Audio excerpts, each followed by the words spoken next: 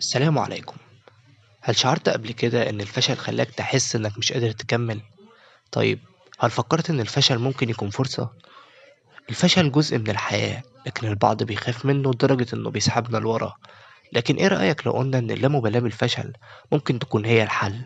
زي ما قلنا قبل كده إن الفشل مش النهاية، بالعكس هو بداية جديدة. كل واحد فينا مر بفشل في حياته، ولكن الناس الناجحة هم اللي بيشوفوا الفشل كجزء من عملية التعلم، مش عقبة. مفيش حد وصل لنجاح كبير من غير ما يمر بتجارب فشل. الفشل مش عدوك، ده معلمك. اللامبالاة بالفشل بتخليك تتعلم أسرع. لو كنت مش خايف من الفشل، هتلاقي نفسك بتجرب حاجات أكتر وبتتعلم أسرع. الفشل بيخليك تحاول تاني وتعدل أخطائك. لو مفيش فشل، مفيش نمو.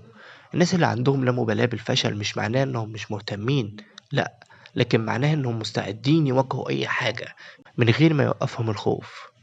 الفشل جزء من الرحلة. لما تبدأ تشوف الفشل كجزء من رحلتك، هتبدأ تتعامل معاه بأريحية أكتر.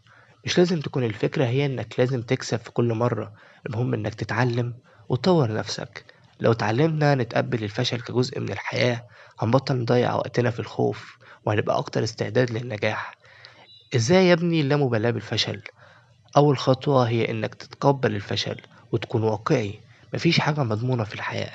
ابني قدرتك على تقبل الفشل عن طريق تحديد أهداف صغيرة، وتقبل الفشل كجزء من خطوتك للوصول للأهداف الكبيرة. اللامبالاة مش معناها إنك ما تهتمش أو ما تهمكش النتائج، لكن معناها إنك ما تخليش الفشل يقف قدامك.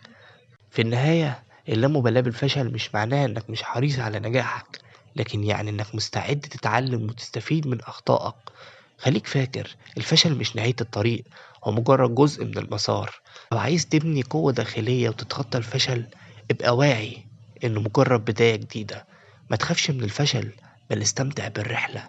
نصيحة أخيرة، لو حسيت إنك مش قادر تتجاوز الفشل، حاول تفتكر إن كل واحد ناجح مر بتجربة فشل أو أكتر، وده اللي خلاه يكون في المكان اللي هو فيه دلوقتي. يا ريت تكون استفدتوا من الفيديو، ولو عجبك الفيديو يا ريت تعمل شير للفيديو عشان الناس تستفاد. اعمل لايك للفيديو، سبسكرايب للقناة وفعل الجرس، ويا ريت تتفرج على الفيديوهات القديمة. شكرا للمتابعة.